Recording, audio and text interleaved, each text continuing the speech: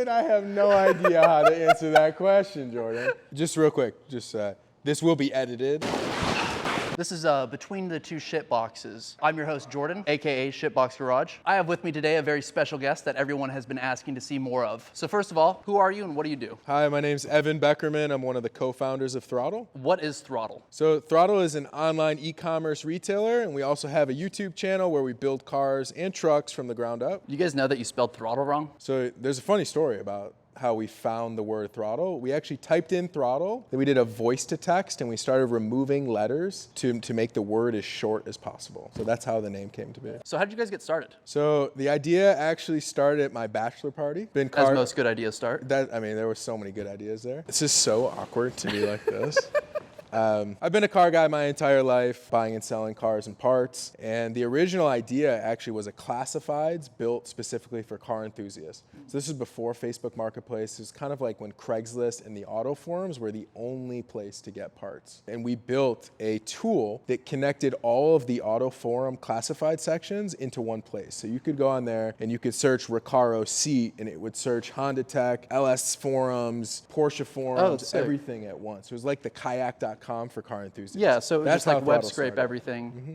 Yeah. And that was before you guys were a parts business. That was before we were a parts business, before we had a YouTube channel and everything. That was the original idea of Throttle, was to basically bring car enthusiasts together and help them buy or build their car or truck. So who are the original group? So the original founders are myself, my older brother Rick, and our technical co-founder, our CTO is Errol. So I read online that this is a family business. Is it more Casey Anthony family or House Lannister from Game of Thrones? Oh man, I think it's more of the Game of Thrones type, I suppose. Good. Very close. I like Yeah. that. I always see car brands put some automotive term in their company name. Performance, racing, throttle. Do you think it's because car guys are too dumb to know that it would be a parts company without that? You don't really see Boeing saying like flying performance parts or any other company doing that. That's a good point. Man, I think at least when we came up with the name, it was like, what is a word that resonates with car enthusiasts? We went through a couple different names. Originally it was called Rev Match. We kind of got confused as like a dating website. So like we changed to Throttle and we stuck with Throttle, and it's been 8 years. How many people work at Throttle? Now there's like maybe 20 to 30 people that work for Throttle. So with all those employees, who's your least favorite and why is it Quinn? I cannot answer that question. He's standing over there in the blue hoodie. I'm just kidding. I'm just kidding. So I've seen that you guys started doing car giveaways. How did those get started? Dude, it's hard to keep your neck propped up. Oh no, these are awful. Do you want me to look at you or in the camera? Look at me. All right, Tell me I'm beautiful. We started doing car sweepstakes a long time ago. We've actually done, I think, 23 or 24 at this point. So we do one every quarter, every 90 days. And we use the YouTube content of building the cars to help market what car we're giving away. And also, all of the parts that we put on, I would say 95% of them are actually available through our website. So it's kind of like this full circle marketing technique. And we've been doing it for a very long time. There's a lot of people who like scam people and do it wrong, but like we do everything by the book, and we don't get to pick the winners. We're not involved in all that. We ship everything out to a sweepstakes company, and they handle all that stuff for us. What's your favorite car that you guys have given away? Ooh, that's a loaded question. We've given away an R35 GTR that I actually personally owned before I sold it to the business. That was one of the fastest cars. Was that after the car started losing compression? You're like, this would be a great giveaway car? No, dude, it was a 2009. It had like 20,000 miles. It was really low mileage. We gave away a Street Hunter, Supra. We just gave away a Liberty Walk Nissan Z. It's really tough to choose. I would say one of the most impactful ones that we gave away was an SW20 MR2 with a 2GR FE. So that's the motor from a Toyota Camry or a Toyota Sienna minivan, but that was a really cool car. So I'll edit this part out. I spend a bunch of my time on like Facebook comments, and I see that the giveaways are rigged. How do I win the next one? Like, do I just have to bribe you? Who do I have to pay off? There honestly is no way. So like everything for us is facilitated with a third party. When the sweepstakes company makes the rules, we work together, finalize all the details and everything. All the stuff's in there. It gets bonded with each state so that everyone is aware that we are hosting an official sweepstakes. At the end of the sweepstakes, we send everything off to them, and they basically send us the winner. There really is no way to like put your name in the hat besides getting entries for us. I can't speak for anyone else. So find a different company to bribe. Find a different company. Okay, yeah. okay, good. Speaking of the 3 iconic cars that we have behind us, you have to fuck one, marry one, kill one. What are you choosing? Dude, I have no idea how to answer that question, Jordan. Oh my God. All right, we're gonna like loosely use those terms. That's fair. This is a good Christian channel. The one would be the Eclipse. Because I think it's a car that like you can really enjoy it, but it's not something that you maybe want to keep around forever. The Supra, on the other hand, if I own this car, I'd probably own it forever. It's just like one of those lifelong dream cars. And for me, although I do like the RX-7, I'm a little bit worried about the 13B in there. So I would just say long term, I would have to kill off the RX-7. Actual serious question. So with Fast and the Furious, right, the Eclipse was the iconic car of the movie. Supras have skyrocketed, RX-7s have skyrocketed.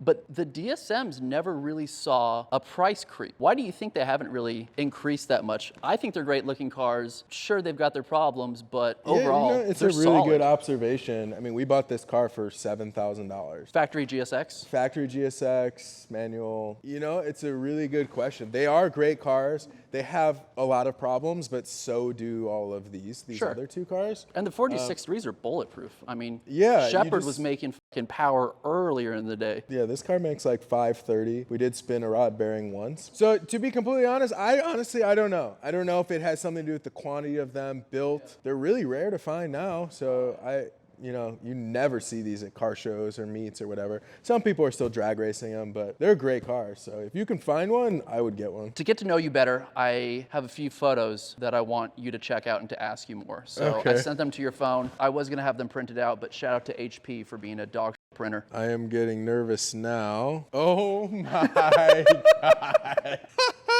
Okay. So starting with the first one, I just wanted to say, I know the joke is no filter, but I wanted to let you know, you still look beautiful in it. Oh, thank you. Yeah, you like that? It was my wife's hair extensions I was wearing. That's all I have to comment about that. This next one, you commented on their community service. Boys with a Z. Is that this one? Yes. Minus Killa. Could you explain who Killa is and why he wasn't present? Okay, so this is a picture from freshman year of college, so I see you're going way back in time. One of the other roommates that like was right on our floor, his name was Cameron. We used to call him Killa Cam. If you know that rapper, we used to call him Killa Cam. He wasn't there. I do not know what the reference is to this Community service. Boys, but I believe it, I guess. I don't know, that was circa 2007, something like that. This one? Yeah. So next one. I know with you being COO of Throttle, you had to make yourself more presentable, but do you think you'll ever grow the fro back out? You know what? I do. It's good. That was my, believe it or not, that was my license photo when I turned 16. That's amazing. So 2 weeks after I got my limited license that I was only supposed to drive to school or to work, I actually took it to the drag strip. They didn't know what limited license was, so they let me race. That's which awesome. was pretty funny. But yeah, I had that for like 5 years. And then the last photo, you posted this with a very suggestive Hollister model shot and then captioned it after a day of skating. Can you still ollie? Oh man. All right. Well, I'll answer. I do not remember when this picture was taken. I'll probably bust my ass. I used to be able to. I don't know if I should give it a try. I still have my skateboard Are from you a high school. skateboarder? I think I could ollie, but I had my spine fused, so I can use that as an excuse if I fuck it up. God. You want to try it? Yeah, I could try it. Can I do it outside? All right. Maybe a good idea, or maybe a bad idea.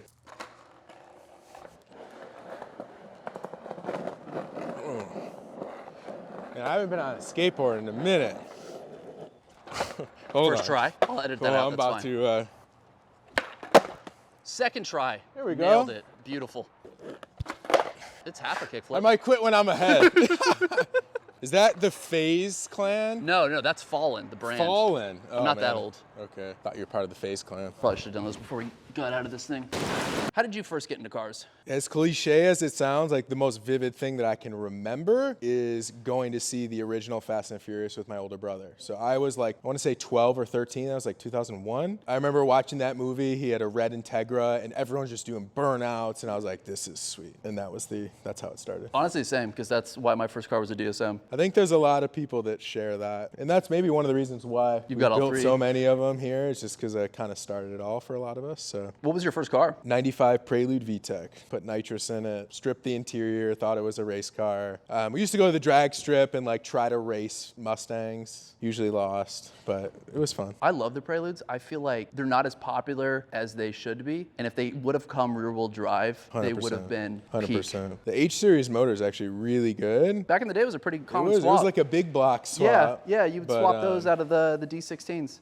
What's a car you haven't owned that you think you'd want to own in the future? I think more recently I've kind of come to this conclusion that I'm looking at some type of Porsche, probably not, maybe an air-cooled one, but even more so like more of a modern one because they're just insane. I can tell you've been spending too much time on TikTok. You want a Porsche now? Why? A lot of people. Because everyone just comments like, oh, best car ever, GT3 RS. Yeah, I drove TJ's GT3 RS last week and it's pretty awesome. There's a reason why people say Comment they're that? good, Yeah. because they are very good. I think there's other versions of that you can get in mod, a way more affordable way to get to something like that. So Sure. Overall, out of 10, how would you rate this interview and me as an interviewer? I would rate the chair a 0. Oh, this is terrible. This chair is not good. I recommend a new chair for season 2. The interview was fine, minus a couple questions. This has been Between Two Shit Boxes.